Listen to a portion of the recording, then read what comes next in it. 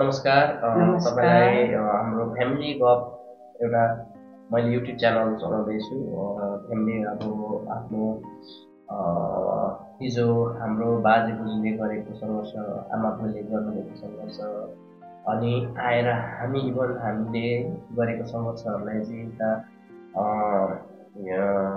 अलि सामाजिक सञ्जालहरू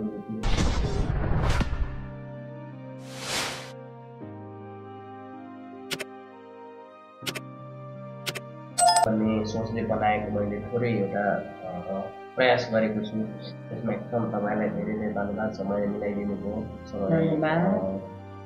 आफ्नो अमूल्य समय दिनुभएकोमा अनि तपाईँलाई म एउटा क्वेसन के गर्न चाहन्छु भने अहिले तपाईँ अहिलेको समयसम्म आइपुग्दा आफूलाई छोरीको रूपमा पहिला पाउनुभयो त्यसपछि एउटा बुहारीको रूपमा पाउनुभयो त्यसपछि एउटा आमाको रूपमा पाउनुभयो अहिले त्यस्तै हुँदै अहिले हजुरआमा हुँदै हुँदै आउँदाखेरिको अवस्थामा चाहिँ तपाईँले कस्तो महसुस गर्नुभयो त के फरक के सिङ्गा मिल्ने कुरा बाबुको के फरक हुँदै गयो के छ तपाईँको अनुभव?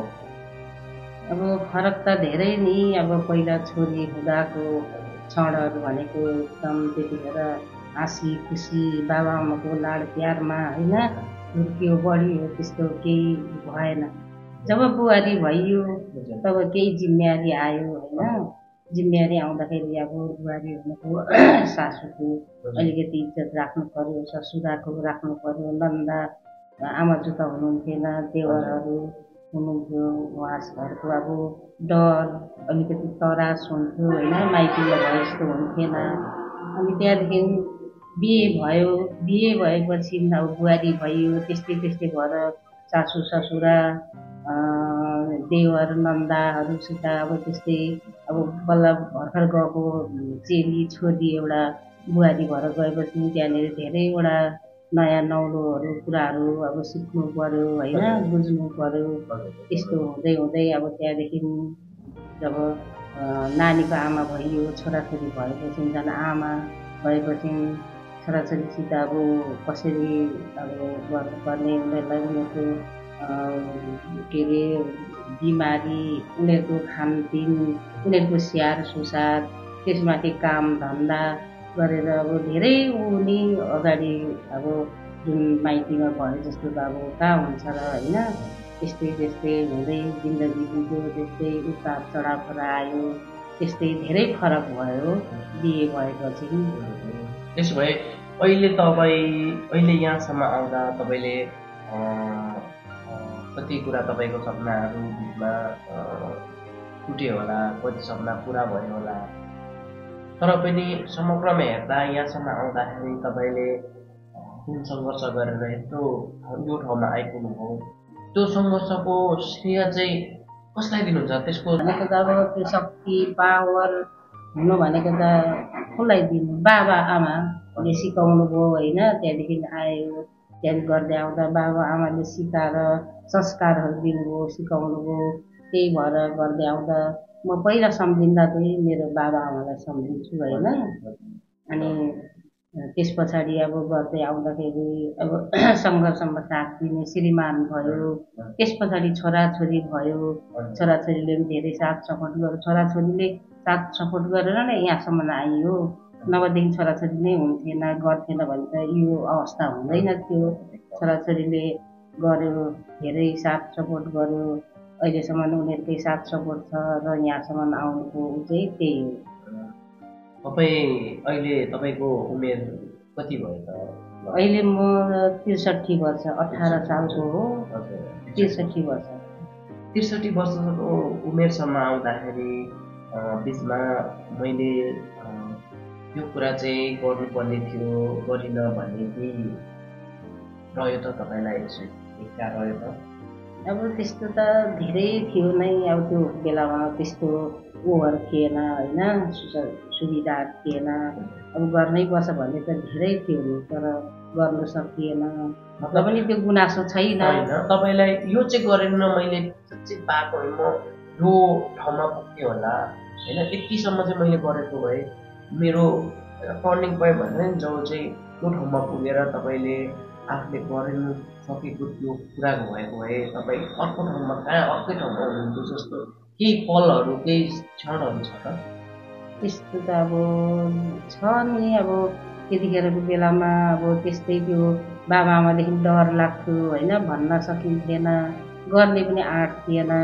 अब त्यतिखेर सबै कुरो मिलेर सबै कुरो भएर आए त अझै केही त गरिन्थ्यो होला होइन, र पनि त्यति गुनासो छैन। अब दुःख सुख गरेर उयो भएर आइयो, छोराछोरीले साथ सपोर्ट दिएर अहिले यहाँसम्म छु होइन, यतिसम्म आएको छु।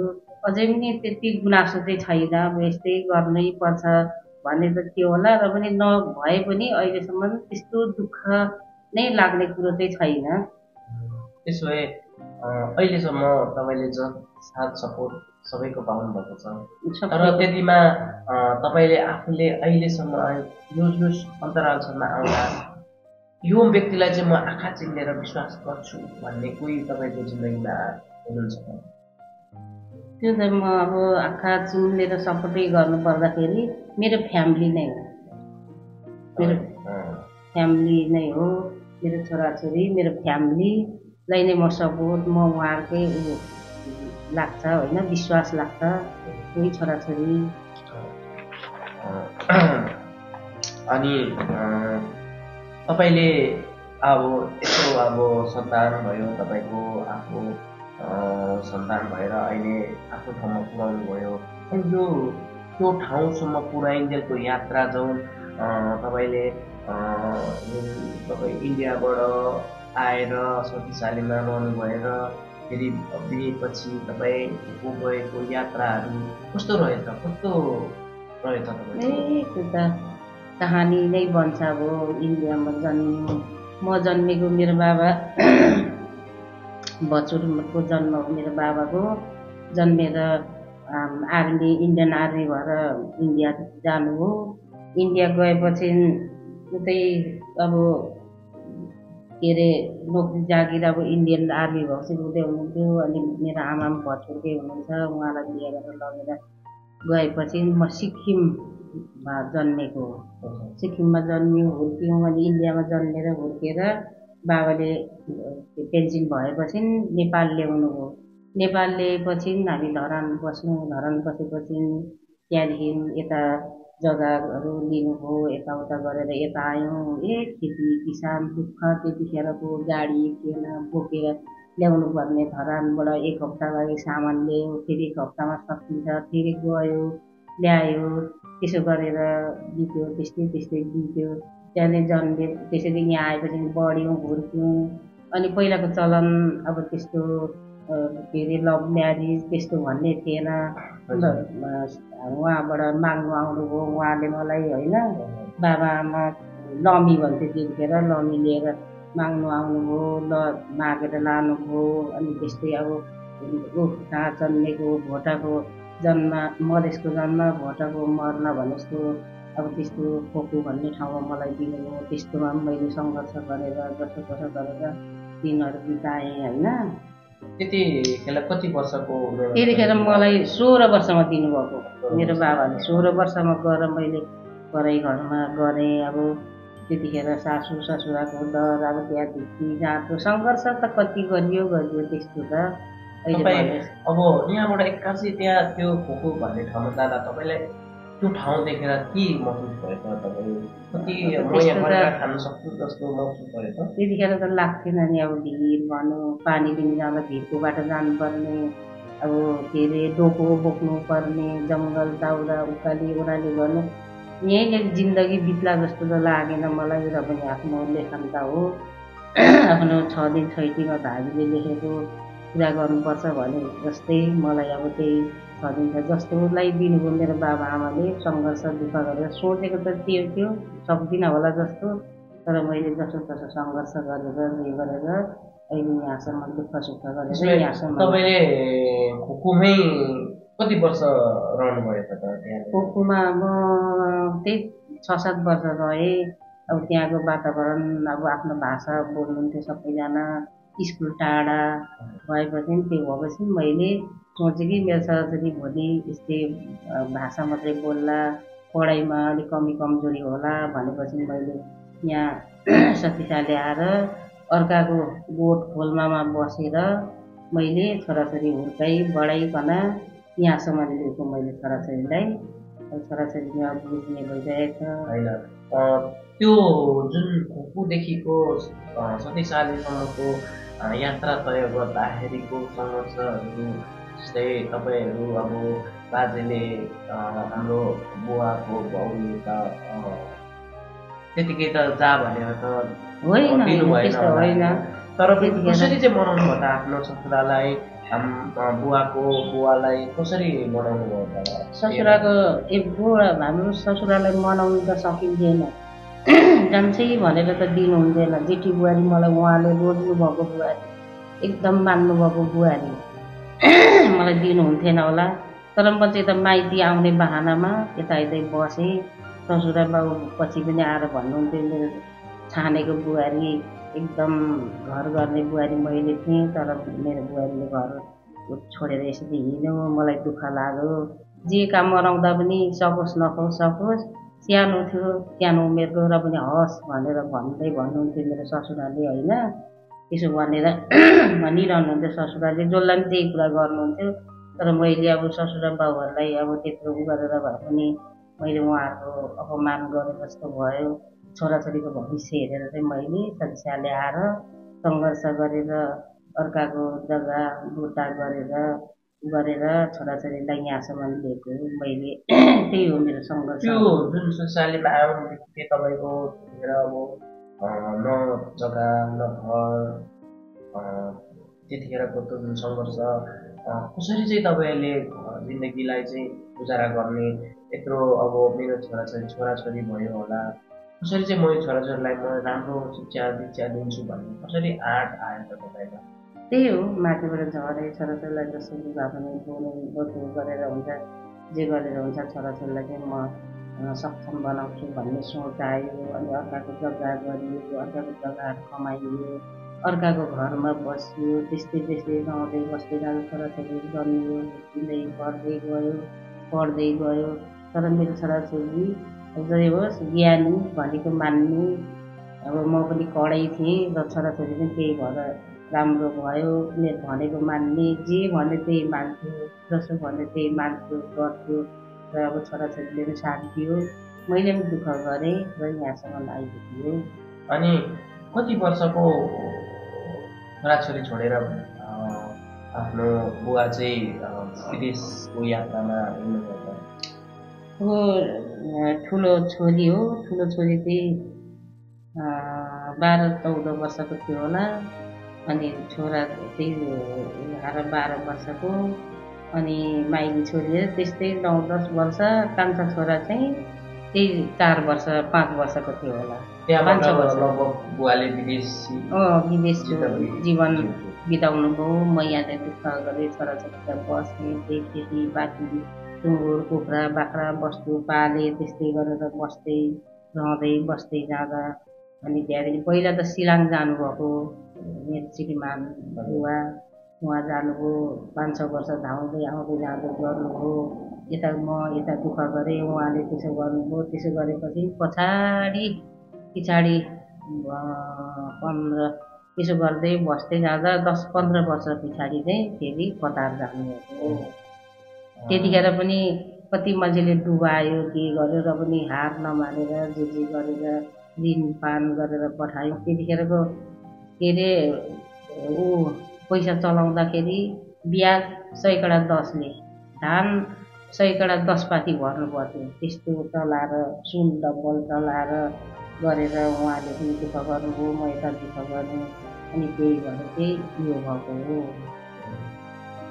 त्यसो भए यो जुन तपाईँको सङ्घर्षहरूले गर्दाखेरि आज के रिजल्ट दियो जस्तो लाग्छ? मेरो छोराछोरीले के गरे त, कि मेरो छोराछोरीले यो चाहिँ गर्नुपर्ने थियो भन्ने तपाईँको मनमा छ? छैन त्यस्तो। यो त गर्ने कुरो सबै गरेको छ, राम्रै छ, अहिलेसम्म एकदम राम्रो छ। यहाँदेखि उता भन्न सकिएन, तर कहिले त्यस्तो दिन नआओस् होइन। अब एकदम यहाँभन्दा पनि अझै सफल होस्। सफलताको शिखर चुमोस्, मेरो छोराछोरीको पाइला पाइलामा चाहिँ सफल होस् भन्ने चाहन्छु।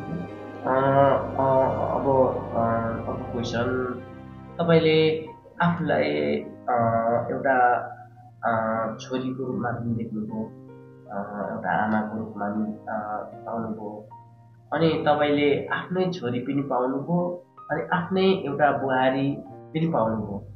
र छोरी र बुहारी हुँदा, आफू छोरी हुँदा अनि आफ्नो छोरी हुँदा अनि अर्काको छोरी आउँदामा त्यो उनीहरू बिचमा चाहिँ के भिन्नता पाउनुभयो तपाईँले? त्यस्तो भिन्नता त केही होइन, तर पनि आफ्नै घरमा जन्मिएको जस्तो अब उनीहरूले बुझेको हुँदैन होइन, सबैको बुझेको हुँदैन, सबै जानेको हुँदैन, जानेर त कोही आइएको हुँदैन। माइती घरमा के हुन्छ, पराई घरमा के हुन्छ त्यो उनीहरूले बुझेको हुँदैन, तर बुझाउनु सक्नुपर्छ, उनीहरूले बुझ्छ। त्यस्तो केही फरक पाएको छैन। अब नबुझ्ने भोलि बुझ्ला, आज बुझेर त भोलि बुझ्छ नि त। उनीहरू पनि मान्छे हो होइन, उनीहरू पनि शिक्षित छ, आज बुझेन त भोलि बुझ्ला नि त। त्यही हो मेरो भनाइ। तपाईँले आफूलाई दुखी हुँदा अनि एकदम खुसी हुँदा सबैभन्दा पहिला कसलाई सुनाउनु मन लाग्छ? सबैभन्दा पहिला त त्यही हो, श्रीमान।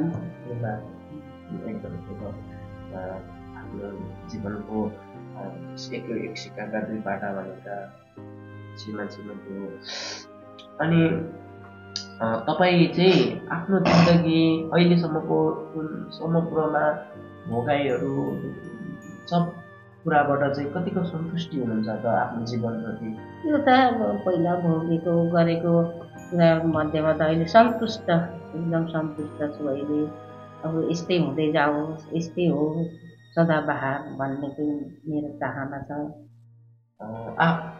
साथसाथै अब मैले चाहिँ मेरो छोराछोरीले यस्तो गर्दै हो, मेरो छोराछोरी अथवा मेरो छोरा चाहिँ यो पोजिसनले प्रगति यति अब यो ठाउँबाट यो ठाउँमा पुगोस् जस्तो लाग्छ कि ठिक त यति गरिसक्यो, अब चाहिँदैन, अब ठिकै भयो, यति गऱ्यो ठिकै हो जस्तो लाग्छ तपाईँलाई? होइन, छोराछोरीको उन्नति र प्रगति त अझै हेर्ने चाहना छ, अझै गरोस् भन्ने छ मलाई। अझै गरोस्, अझै राम्रो होस्, योभन्दा चाहिँ तल नझरोस्, एकदम उँभो चढेर चाहिँ शिर उपर भएर चाहिँ के अरे बाउबाजे जुजु च्याप्जुको चाहिँ इज्जत राखोस्, अझै गरोस् भन्ने चाहना। आमा बाउको छोराछोरी चाहिँ गिरोस् भन्ने त कसैलाई हुँदैन नि त। आमा बाउलाई त छोराछोरी त राम्रो होस्, सफल होस्, अझै टुलिएको देख्न मन छ, अझै त्यस्तै होस्, भगवान्ले साथ सपोर्ट दियोस्, राम्रो होस् भन्ने चाहना। ठिक छ, तपाईँलाई एउटा म क्वेसन गर्न चाहन्छु। अहिले नेपालको प्रधानमन्त्री को हुनुहुन्छ तपाईँलाई थाहा छ? प्रधानमन्त्री केपी ओली। केपी शर्मा ओली। तपाईँलाई केपी शर्मा ओली तपाईँको विचारमा कस्तो व्यक्ति जस्तो लाग्छ? ठिकै छ कि? ठिकै हो, अब उसले जानेसम्म र जुन जोगी आए पनि कानै चिरा हो। अब गर्नु त उसले पनि अब गर्नु खोजेकै छ, खुट्टा तान्ने धेरै हुन्छन्।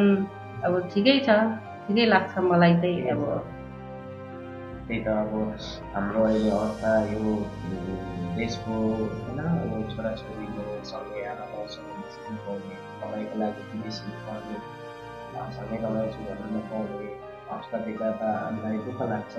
तर पनि अब कुनै दिन न कुनै दिन त होला सँगै बसेर आफूलाई कुनै दिन भगवानप्रति चाहिँ मलाई एकदम आस्था छ। तपाईँले अब समय दिनुभयो, ठुलो समय तपाईँको, मैले अमूल्य समय लिए, त्यसको लागि एकदम धेरै धेरै धन्यवाद। र तपाईँको यो कार्यक्रम मार्फत तपाईँले तपाईँका छोराछोरी जस्ताहरूलाई के भन्नुहुन्छ त? आफ्नो आमाहरूप्रति कस्तो भाव राख्नुपर्छ, के सन्देश दिन चाहनुहुन्छ? अब म के भन्छु भने, आमा भनेको आमा हो, आमा कहिले झुटो हुँदैन, आमा एकदम सत्य हो। आमाले कहिले छोराछोरीको लागि कुरो चाहँदैन होइन, छोराछोरीलाई बरु आफू नखाएर पनि छोराछोरीलाई खाओस् भन्ने हुन्छ आमाको मन। आमा भनेको एकदम आमा हो, आमालाई चाहिँ एकदम मान्नुपर्छ, अरू जे जसो भए पनि आमालाई चाहिँ मान्नुपर्छ भन्ने हो। त्यसो भए तपाईँले अहिलेका जुन जेनेरेसनहरूमा आमा बुवाप्रतिको जुन एउटा आदर सम्मान हुन्छ, एउटा उहाँहरूको सम्मान, उहाँहरूको माया अहिले कमी भएको जस्तो देखिन्छ। अहिले दिनानुदिन चाहिँ वृद्धाश्रम बढेको देखिन्छ। त्यतिखेर तपाईँलाई के लाग्छ त मनमा, के अहिलेका जुन बच्चाहरू, जुन यो नानीहरूमा चाहिँ जुन आफ्नो ठुलो आफ्नो जुन आमा बुवाप्रति चाहिँ के माया घटेरै गएको हो त? एकदम त्यस्तै लाग्छ। अब वृद्धाश्रम पुर्याउँछन्, आमा बुवा बुढाबुढी भएपछि घरको मान्छन्, घिनाउँछन्, अनि वृद्धाश्रम पुऱ्याएर उनीहरूले छोड्छन्। त्यो चाहिँ एकदम लाग्छ, मलाई दुःख लाग्छ होइन। जन्म दिएर छोराछोरीको लागि कति गरेको हुन्छ उनीहरूले, आमा बाउले, आमाले नखाइकन उनीहरूलाई खुवाएर राखेको हुन्छन् होइन।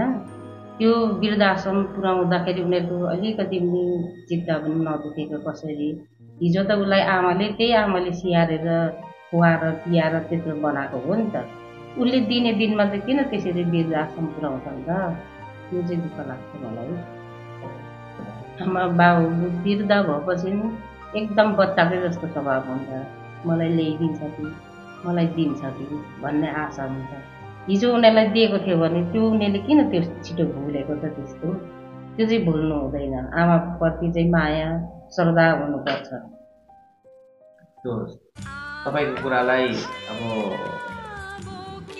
मध्यनजर गर्दै समय दिनुभयो, एकदम खुसी लाग्यो।